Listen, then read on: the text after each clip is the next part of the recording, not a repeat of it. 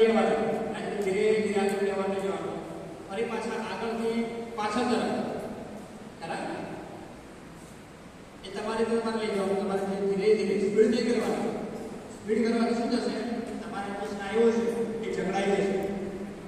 એટલે ઘરે ગયા પછી દુખાવો થશે એટલે યોગાસન હંમેશા ધીરે ધીરે કરવાના બહુ સ્પીડ નહીં કરવાની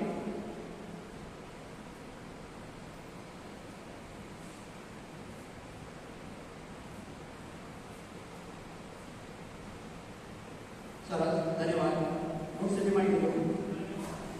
ચલો હવે દરેક પોતાના સ્થાન પર ઉભા થઈ જશે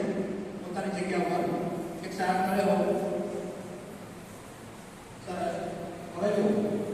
ઉભા થયા પછી આપણું જે શરીર છે એને ધીરે ધીરે નીચે પણ ગળાવવાનું બાજુ છે કે ખાલી ન જાય બીજો જે પગ છે ને ધીરે ધીરે હલાવો